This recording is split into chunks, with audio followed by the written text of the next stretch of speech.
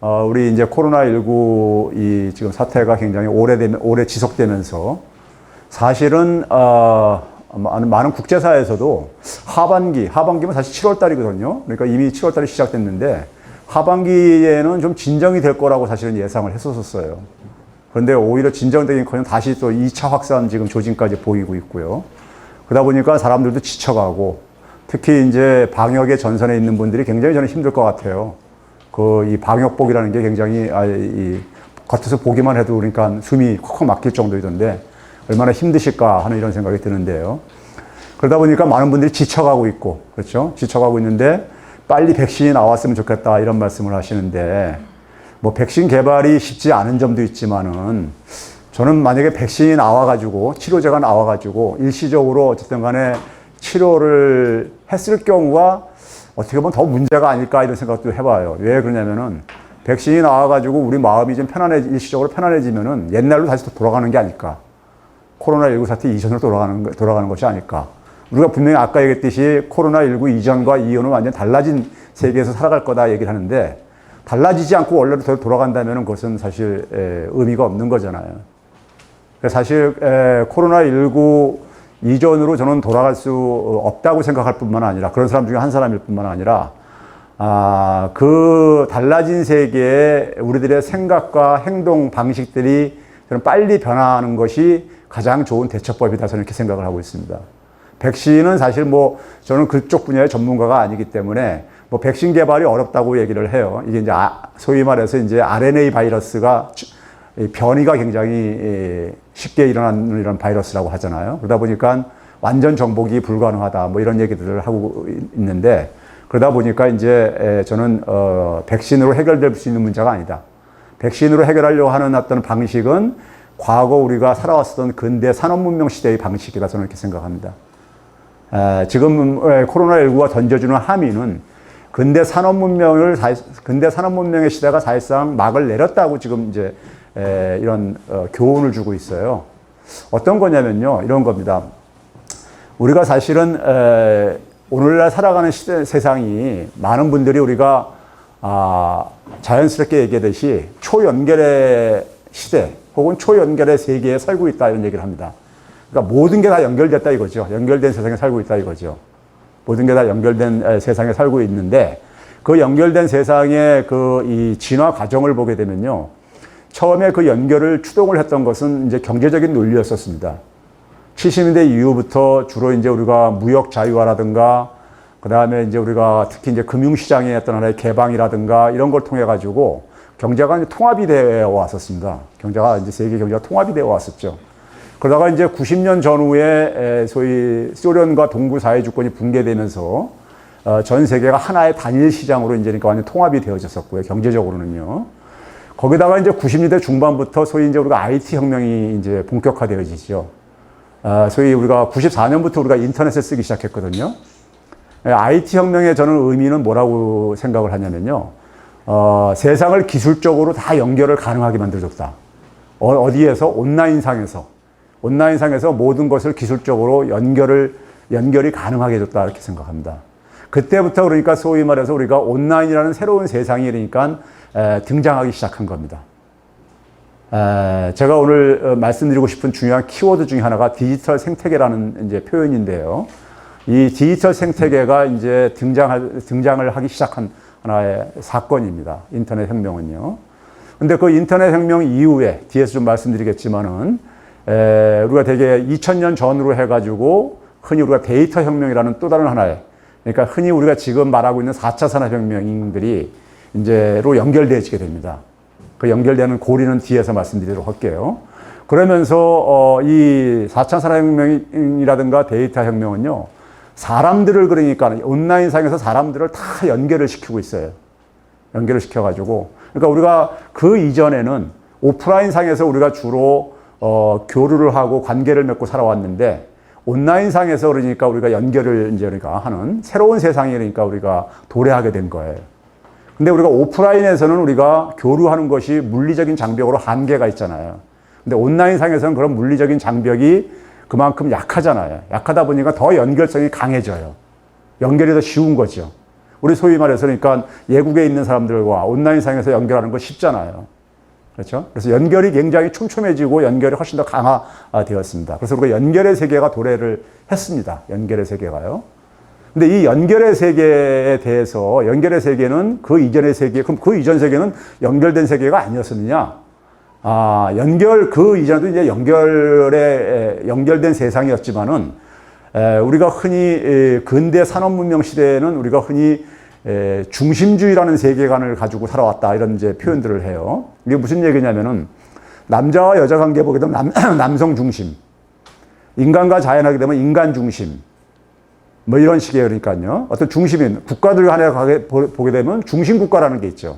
그래서 미국이라는 중심국가가 있고, 나머지 주변 국가들이 있을 때, 중심과 주변의 관계라는 건 뭐냐면요. 중심은 주변들한테 영향을 미칠 수가 있어요. 자기가 영향을 행사할 수가 있어요. 근데 주변은 중심에다가 영향을 못 미치는 이런, 세계관, 사회관입니다. 그러니까 우리가 예를 들어서, 과거, 7, 80년대까지만 하더라도 그런 얘기가 있었어요. 미국이 기침을 하게 되면 한국 경제는 독감에 걸린다. 뭐 이런 식이에요. 근데 한국이 감기에 걸린다고 해서 미국은 전혀 영향 안 받는다. 뭐 이런 거죠. 그러니까 쉽게 얘기하면요. 그러니까 일방적으로 영향을 미칠 수 있는 이런 관계다 보니까는 상대적으로 주변 중심에 있는 나라들은 뭐냐면 주변으로부터 영향을 안 받으니까 자기 혼자 고립적으로 독립적으로 살 수 있다는 사고를 가질 수 있는 거죠. 나는 다른 사람들한테 나는 영향을 미칠 수 있어도 나는 다른 사람으로부터 영향을 받지는 않는다. 이런 이제 이 사고관, 이런 세계관이 근대 산업 문명에 그러니까 기저에 깔려 있습니다. 그래서 소위 말해서 이제 패권을 추구한다는 게 바로 그런 것들이고요. 그러면 그런 세계 속에서 우리가 연결의 세계는 어떤 거냐면요. 서로 영향을 주고받을 수밖에 없게 돼버린 세상이에요. 서로 영향을 주고받을 수밖에 없게 된 이런 관계가요. 거기에 대한 예는 굉장히 많습니다. 근데 그게 주로 2000년대 이후에 이제 그런 연결의 세계가 본격적으로 등장을 했는데 이 연결된 세계는요, 두 가지 측면이 있습니다. 모든, 사실 현상이라는 것이 두 가지 측면이 다 공존을 하고 있지만은 이 연결의 세계의 긍정적인 측면이라면 뭐냐면요. 통합이 되면서, 거대하게 통합이 되면서 그 통합이 가져다 주는 긍정적인 효과가 있어요. 뭐 시장도 커져가지고 경제 성장에도 도움이 된다거나 통합이 됨으로써 여러 가지 많은 부수적인 긍정적인 효과들이 많이 발생을 하죠. 그런데 그런 긍정적인 효과만을 주로 우리는 주목하면서 살아왔었어요. 그래서 글로벌화, 세계화 이런 걸 추진했을 때 항상 뭐냐면 그 통합의 효과를 해서 어느 어떤 나라의 긍정적인 측면을 강조하면서 되게 했었던 겁니다. 했었던 건데 연결이 되면서 생기는 부정적인 측면이 있습니다. 그게 저는 이제 전념의 효과라고 얘기합니다. 그러니까 한 사람이 만약에 예를 들어서 다 연결돼 있는데 우리가 다 손을 잡고 있다고 생각을 해보세요. 한 사람이 만약에 어떤 하나의 이런 깊은 병에 들게 되면 그 병이 다 전염이 된다 이거예요. 연결된 사람들과. 이 전염의 효과는 굉장히 우리가 그동안에 외면을 했던 거예요. 외면을 했던 겁니다. 외면을 했는데 이 연결된 세상에서 이 전염의 효과가 본격적으로 신호를 주기 계속 신호를 줘왔습니다. 그러면 우리가 전염의 효과, 이 연결된 세상에 살아가려면은 통합의 효과는 가능하나 우리가 취하되 전염의 효과는 가능하면 예방을 해야 되고 발생하지 않도록 하고요. 아니면 발생하더라도 최소화시켜야 되겠죠. 이게 이제 우리가 살아가는 하나의 방식일 수밖에 없잖아요. 그런데 우리는 그동안에 전염의 효과를 굉장히 외면을 했어요. 사실 예를 들어서요. 우리가 2000년 이 2000년으로 접어들면서 제일 먼저 터진 게 뭡니까? 9.11 사태라고 여러분들 기억하실지 모르겠어요. 미국의 쌍둥이 빌딩이 그러니까 우리가 소위 이제 그 폭파된 이런 사건이요. 그거 사실 누구도 상상 못했었던 미국이 그러니까 미국 본토에서 그런 대규모 살상이 일어난 것은 그러니까 전쟁에 의해서 일어난 것이 아니라 전쟁에서도 미국은 미국 본토 내에서 한 번도 전쟁을 한 적이 없는 나라입니다. 바깥에서 다 항상 전쟁을 했었죠. 근데 그런 새로운 테러에 의해 가지고 수많은 사람들이 살상을 당하게 되는 이런 경험을 하게 되죠. 그리고 이제 우리가 조금 더 이제 우리가 지나오면서 보게 되면은 어떤 일이었었습니까요? 2011년도에 우리가 일본의 후쿠시마 사태 같은 경우요. 이런 거라든가 아니면 우리가 지난해 우리가 가을부터 호주의 산불 사태라든가 그리고 올해 우리가 경험하고 있는 코로나19 사태라든가 이런 것들이 연결의 세계에서 그러니까 우리가 연결의 세계가 주는 사실 어떻게 보면 신호였었어요. 저는 이걸 이제 그러니까 새로운 처음이라고 제가 이제 새로운 처음 현상이라고 제가 이렇게 규정을 하는데, 그러니까 과거에 우리가 경험하지 못했었던, 과거에 경험하지 못했었던 이런 현상이라는 건 뭐냐면요, 우리가 가지고 있는 이성 체계를 가지고 우리가 이해를 못하다 보니까 대비를 할 수 없는 것들이죠. 대비를 할 수 없는 것들입니다. 근데 우리가 지난해 우리가 예를 들어서 호주 산불 사태 같은 경우도 소위 말해서 인도양이 그러니까 우리가 우리가 기후변화 문제와 관련되어 있다는 거 아닙니까요? 그렇죠? 기후변화 문제하고요. 그리고 이번에 코로나19 같은 경우도 사실은 그러니까 우리가 흔히 인수 공통 감염병이라고 얘기를 하잖아요. 사람과 동물이 같이 걸리는. 왜 그런 게 생겼느냐? 사람들이 동물의 생존을 위협을 하다 보니까 생긴 거다. 자연을 파괴해가지고 동물들이 살 곳을 잃어가지고 결국 인간한테 결국 다가오게 됨으로써 이제 그러니까 이게 생긴 거다 이런 얘기를 하잖아요. 그러니까 우리가 다 연결돼 있는 세상에서 뭡니까요? 자기 혼자만 잘 살아갈 수가 없습니다. 절대로요. 같이 공생을 할 수밖에 없어요. 그런데 과거의 사고는 뭐냐면은 중심 국가들은 자기는 다른 사람한테 영향을 안 받는다고 이렇게 생각을 하다 보니까는 상대방을 그러니까는 굉장히 무시를 해도 됐었고, 상대방이 그러니까는 굉장히 고통을 받아도 그러니까 나한테 고통이 안 오기 때문에 그 고통이 그걸 외면할 수 있었던 것이고 이렇게 살았던 겁니다. 근데 이제 그게 불가능해지. 그렇게 살아왔는데 더 이상 이제 그렇게 살면 안 된다는 저는 신호를 강요를 하고 있는 거예요. 코로나19는요. 코로나19는 그걸 강요를 하고 있는 겁니다. 더 이상 그러한 사고와 그런 패러다임으로는 더 이상 살 수가 없다. 즉 뭐냐면 인간이 생존하기 위해서는 동물도 생존할 수 있는 것을 보장해 주든지, 인간이 생존하려면 자연이 그러니까는 건강한 자연을 보장을 해 주든지, 아니면은 그걸 보장 안 해줄 거면 같이 인간도 그러니까 공멸할 수밖에 없다는 이걸 계속 지금 강요하고 있는 거예요. 그럼 우리가 그동안 살던 방식을 그러니까 근본적으로 바꾸지 않으면 안 된다는 거죠. 바꾸지 않으면요. 그래서 우리가 코로나19 같은 경우도 한번 봐보세요. 이번에요. 소위 말해서 근대 산업 문명을 만든 나라들이요. 영국, 미국을 비롯해서 서유럽의 주요 국가들, 프랑스, 그다음에 우리가 스페인, 이탈리아 뭐 이런 나라들에서 굉장히 피해가 많이 발생을 하고 있잖아요. 우리는 굉장히 이번에 어쨌든 간에 충격을 받았잖아요. 미국 같은 경우는 전 세계에서 의료기술이 가장 발달한 나라라고 알고 있는 나라에서 지금 저런 대규모 피해가 발생되고 있단 말이에요. 그리고 어처구니 없는 대응을 하고 있는 걸 우리는 목격을 하고 있다고요. 미국에 있는 지인들 얘기 들어보면 참 진짜 어떤 사람들은 아주 극단적으로 지옥 같다고 그래요. 미국이 지금 상황이요. 아니면 그다음에 이제 우리가 상대적으로 공공의료가 발달한 지역, 유럽의 국가들, 서유럽 국가들 같은 경우도 이번에 아주 민낯을 아주 그냥 이렇게 드러내는 거 보면서 저게 우리가 알고 있었던 소위 말해서 선진 국가들의 모습인가. 이런 이제 우리가 충격도 사실 많이 받았잖아요. 그런 일들이, 그러면 그 서유럽 국가들은 공공의료가 굉장히 발달한 나라입니다. 우리보다 공공의료가 훨씬 더 발달되어 있는 나라예요. 발달되어 있는 나라에서 그런 일들이 왜 발생했는가 하는 이 문제가요. 저는 그걸 문화 실패라고 규정합니다. 소위 서구의 문화를 가지고는 지금 코로나19 같은 연결된 세계에서 생기는 전염 효과를 대응할 수가 없어요. 소위 개인주의 문화로는 이게 대응할 수가 없습니다. 서유럽 사람들이 보였던 게 바로 뭡니까요? 개인주의라는 것이 기본적으로 어떤 이 개념입니까요? 개인의 존엄을 가장 소중한 가치로 여기는 이데올로기입니다. 개인의 존엄이요. 그러니까 신체의 자유라는 개념으로 거기서 출발을 하는 거죠. 그러니까 개인의 존엄의 자유를 누구도 개입할 수가 없는 거예요. 국가도 개입할 수 없는 것이죠. 그게 개인주의입니다. 그러다 보니 근데 우리가 뭐냐면은 연결된 세계에서는 개인의 존엄이라는 것이 다른 나머지 모든 사람의 존엄을 전제로 사실 이게 가능하다는 걸 보여주고 있는 거예요. 나 혼자 그러니까 자유를 누려가지고는 내가 마스크를 안 쓰고 내가 그러니까 이 속에 어떤 협조를 안 하게 되면은 전체를 위협을 한단 말이에요. 위협을 하거든요. 그러니까 그런 점에서 소위 말해서 이제 우리가 K 방역이라는 것이 이번에 굉장히 빛을 발휘했던 것도 그런 부분을 우리는 그러니까 우리의 문화에 그 차이가 좀 이제 우리가 발동이 저는 됐다고 생각이 드는데요. 그 얘기는 좀 이제 잠시 다시 또 말씀을 드리도록 하고요. 그럼 이런 이제 코로나19는 연결의 세계에서 우리가 흔히 말하는 전염의 효과가 존재하고 있기 때문에 사람들이 삶의 방식, 사고를 바꾸라고 지금 강요를 하고 있는 겁니다. 그동안 사실 그러니까 스스로 변화해 주길 바라는 몇 차례의 신호를 보내줬는데 그래도 그것을 인간들이 수용을 안 하고 받아들이지 못하다 보니까는 이제는 강요를 하고 있는 거예요.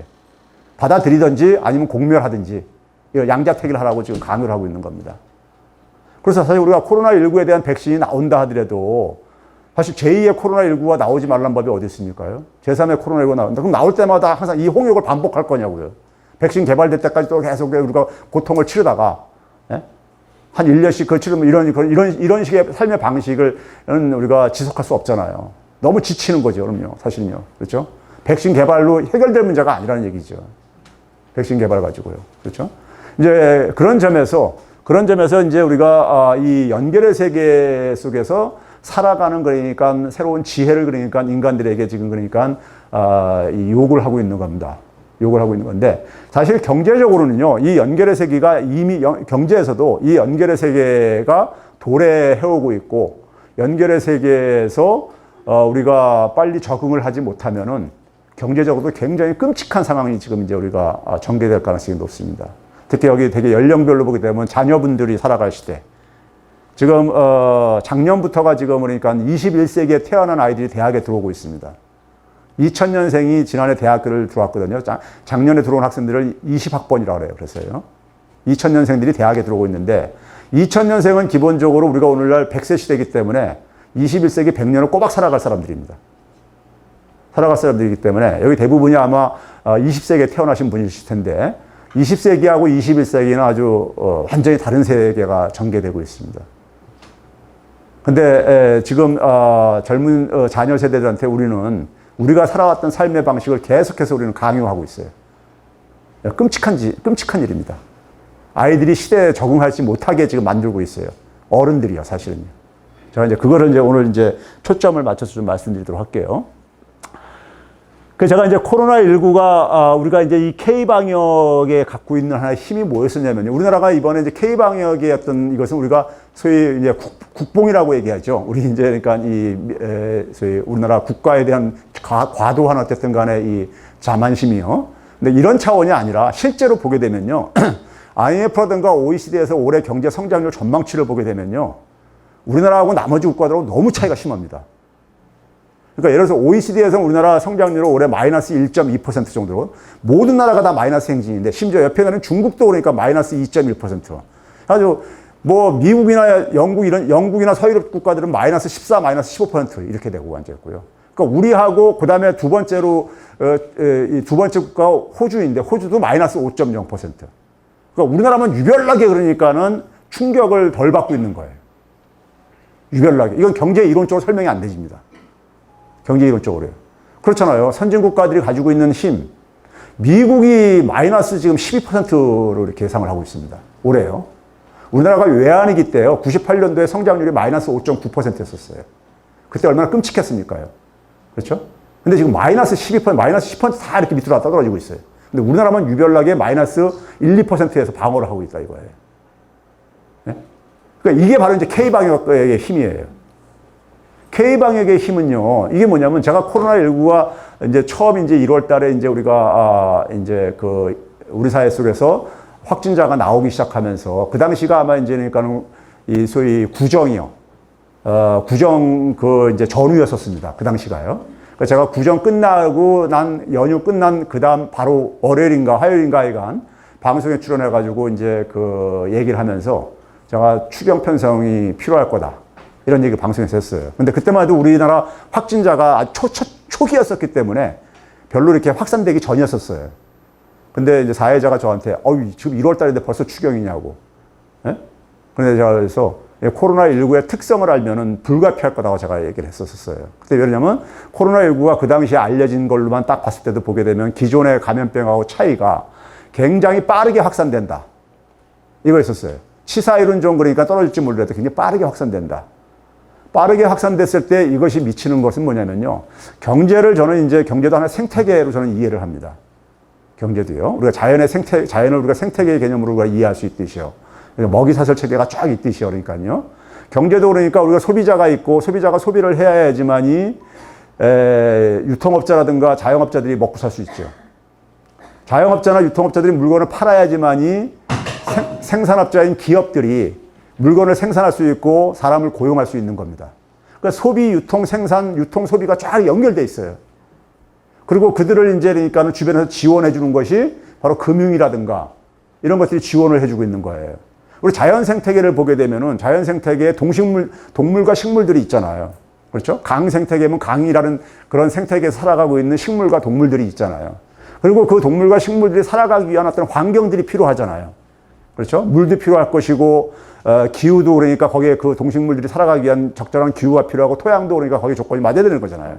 이런 것처럼 경제도 마찬가지입니다. 사람들이 살아가는 이 경제 활동하는 곳도 마찬가지예요. 그런 생태계가 그러니까 이게 형성되어 있습니다. 근데 우리가 코로나19는 바로 뭐였습니까? 빠르게 확산되다 보니까 사람들이 활동을 주저하게 되죠. 주저한다는 얘기는 바로 뭐냐면 활동이 위축되는 겁니다. 활동이 위축된다는 것이 경제적인 측면에서 보게 되면 소비 활동을 2번 갈 거 1번 가고, 가능한 한 안 가고, 이런 식으로 이제 안 하게 되죠. 그러니까 경제 활동의 이 연결고리망, 경제에 어떤 이 연결고리망들이 다 끊어지는 거예요. 이걸 끊어버리는 거예요. 그러니까 과거의 경제 위기는 경제적인 요인에서 발생했는데, 이번에 이 문제는 경제 생태계를 완전히 그러니까 이게 파괴시켜버리는 거예요. 사람들의 활동을 위축시켜버리니까요. 네? 그러다 보니까 시장이 작동을 안 해요. 시장이 작동할 수가 없는 거예요. 사람들이 자유롭게 활동할 수 있는 걸 전제로 시장은 이게 기능을 하는 거거든요. 네? 기능을 하는 건데. 그러니까 경제 활동 자체가 다 그냥 셧다운 돼 버리는 겁니다. 그래서 이 충격이 무서운 거예요. 자, 그 상황 속에서 선진국가들은 주로 어떻게 대응을 했습니까? 국경 봉쇄, 그 다음에 이제 개인적으로도 가능한 한 그러니까는 격리, 뭐 이런 식으로 했죠. 근데 우리는 어떻게 했습니까? 초창기에 우리는 그러니까는, 중국 우한에서 많은 이제 이게 감염이 확산된다고 해가지고 일부 이제 네티즌들이 중국 봉쇄해라. 막 이런 이제 여론이 들끓었었죠. 들끓었는데 거기에 대한 과학적인 근거가 좀 취약하다고 해가지고 우리는 개방성을 가능한 한 유지를 했죠. 개방성을 유지를 했습니다. 그러면 그런 개방성을 유지를 하다 보면 어떤 문제가 있냐면요. 아무래도 감염이 확산될 가능성이 더 이제 위험성이 있는 거잖아요. 아무래도 문을 열게 되면요. 그렇죠? 그럼 그 확산되는 것을 확산되는 것을 최소화 차단시켜야 하는 어떤 하나의 이런 노력이 좀 필요합니다. 그래서 정부가 그 속에서 우리가 K방역에 우리가 그 하나의 첫 번째는 방역 당국이 그 부분에서 굉장히 놀라운 어떤 헌신적인 어쨌든 간에 이 확진자 찾아내고 그걸 또 진단도 하고 치료도 하는 이런 이제 놀라운 이제 저걸 성과를 만들어낸 것이고요. 그리고 그 속에서 정부도 굉장히 이것을 투명하게 관리를 했지요. 그러니까 개인의 프라이버시를 침범하지 않는 범위 내에서 동선을 그러니까 우리가 알려준다든가 이렇게 하면서 그래야 다 투명하게 이제 그러니까 유지를 했죠. 왜 투명성이 중요하냐면요. 투명하게 관리를 안 하면은 온갖 그러니까 이 유언비어가 퍼져요. 이 세상이 불안해지면요. 그럼 더 혼란이 더 가중돼 버립니다.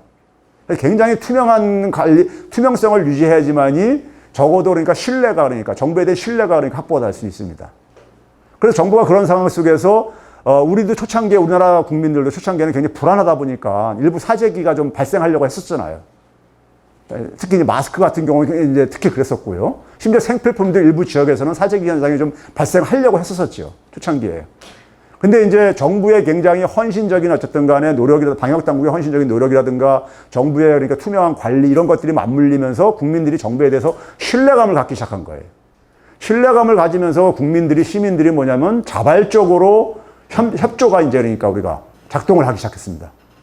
소위 사회적 거리두기에 참여한다든가 아니면 그다음에 마스크 사재기를 억제한다든가 나는 양보할 테니까 뭐 당신이 쓰라든가 뭐 이런 식의 그러니까 우리가 국민들이 그러니까 시민들의 높은 그러니까 의식 수준들이 발휘가 되기 시작했어요.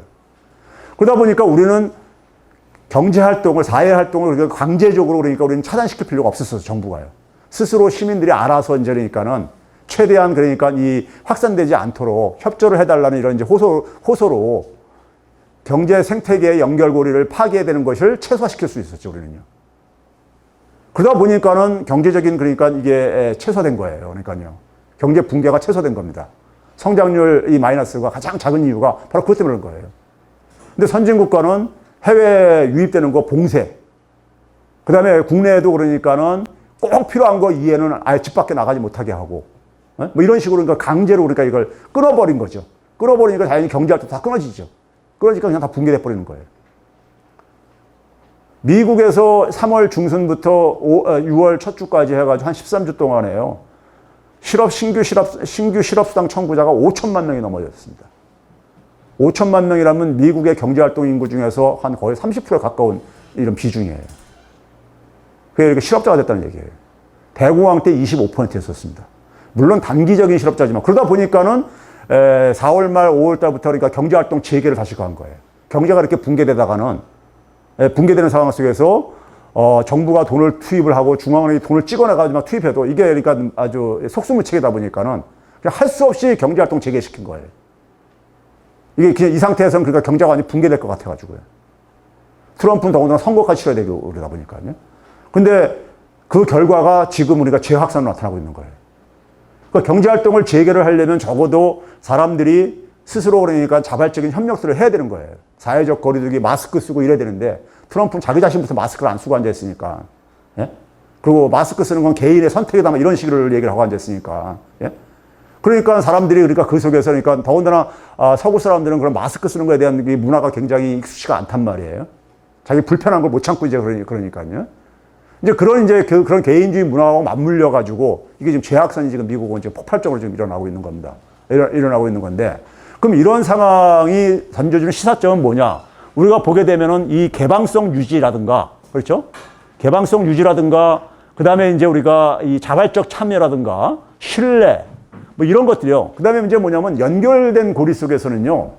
이번에 이제 문재인 대통령이 이 5월 달인가요? 그 후 세계보건기구에 이제 그러니까 모두 발언에서 초청을 받아가지고 얘기하면서 중요한 하나의 화두를 던졌습니다. 모두를 위한 자유를 선택했다 우리는 이런 얘기를 했습니다. 그게 뭐냐면은 각 개인들이 모든 개인들이 그러니까 자유와 생존이 보장되려면은 모두의 자유와 생존이 보장돼야지만 가능하다는 거예요.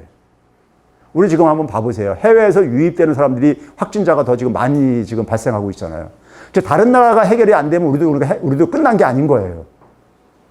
그러니까 나의 자유와 생존은 그러니까 다른 나머지 사람들의 모든 사람들의 생존과 자유와 같이 갈 수밖에 없는 이런 것을 의미하고 있는 겁니다. 그럼 그런 상황 속에서는 우리 같은 경우 뭘 보냈냐면은 마지막 한 사람까지도 계속해서 그러니까 끌고 안고 가겠다는 이런 걸 보여준 거예요. 연대감을 보여준 거예요. 연대감을 보내줘야지만이 그 사람이 그러니까 사회 전체에 해악을 끼치는 걸 최소화시킬 수가 있습니다. 우리가 어디서 그걸 경험했습니까요?